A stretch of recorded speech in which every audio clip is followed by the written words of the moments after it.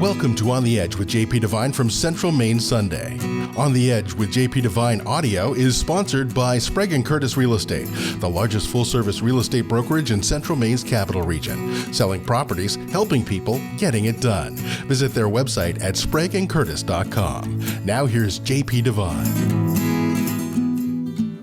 Summer and a song at the drive-in.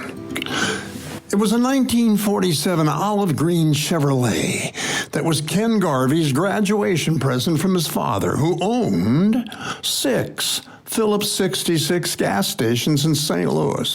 Ken, I'm told, spent hours caressing its shiny skin with expensive chamois rags. This is a story that begins with Rosemary DeBranco, she of the 1001 pastel Angora sweaters, whom I had fallen in love with at a Christmas party at Maggie O'Hara's house. I walked her home that very cold Christmas Eve, and at the corner of the 16th block, she stopped and held her white mittens to her ears. "You don't have a car?" "No." "You should get one," she said. Before Ken and his green Chevrolet, Rosemary and I had spent each date in the darkness of a movie house. But when Ken and his green Chevrolet came into our lives in the summer of 1949, our relationship took on a new musical score and deeper hues. This summer night, Laura sat in front with Ken. Rosemary and I sat in back. I bought the popcorn, and Ken brought 2 bottles of Falstaff beer. Laura had brought Dixie cups for all. The movie? I remember that Jimmy Cagney was in it. There was a moon that night. We saw it as we drove out that evening to the Hampton Village Drive-In on Morganford Road. I recall Ken lifting the speaker from its pole and studying it. You know, Ken always wore a clean, soft white handkerchief around his neck in the summer to keep the collar of his pure white cotton shirt free from the stain of his hair oil. I admired that. Now, he pulled it off and with the gentle hands of a summer lover, laid it on the lip of the corridor, placed the speaker gently atop it, and turned it on. As it grew dark, the speaker played popular songs. I don't remember the movie, but I remember one song, Victims Again. In every man's life, they say, there is a summer and a song. That was our summer. That was our song. I'll bet you remember your summer and your song, and surely you remember the drive-in where you heard it. I'll bet you've got a great story to tell.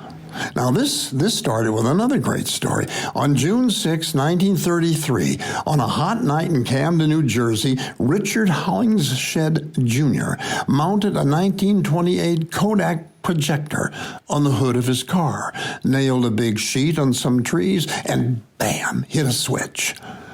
An old movie starring Adolphe Menjou flickered on, and the Great American Drive-In was born. There was no popcorn or soda. There were just mosquitoes and fireflies and a few curious townsfolk and some old black Fords, but, cinema history was being made. For many in these parts, it was the immortal Skowhegan Drive-In movie theater, 201 Waterville Road in, yes, Skowhegan.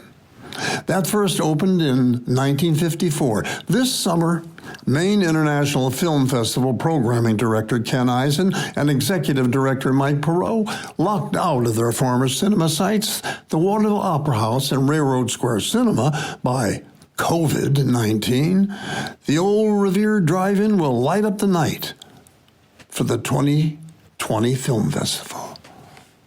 The drive-in now has Spaces for 300 to 350 cars, set in semicircles with standing pipes that once held audio speakers, crackling with the sounds of the movies. Theater patrons today will tune in via 88.3 FM on their car radios. Mike Perot was quoted as saying, "I think this is going to be a pretty special edition of Maine International Film Festival. It makes the most of the Maine summer, which is something we're very excited about."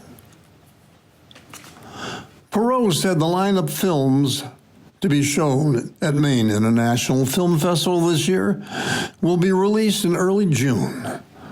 The film festival is set for July 7th to the 16th. For more information, visit MIF.org.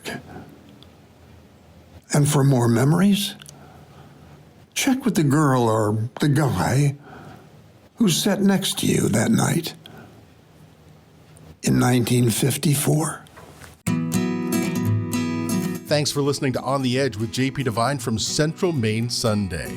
On the Edge with JP Devine is sponsored by Sprague & Curtis Real Estate, the largest full-service real estate brokerage in Central Maine's capital region. Selling properties, helping people, getting it done. Visit their website at spragueandcurtis.com. Make sure you pick up Central Maine Sunday this week wherever newspapers are sold, and visit our website at centralmaine.com.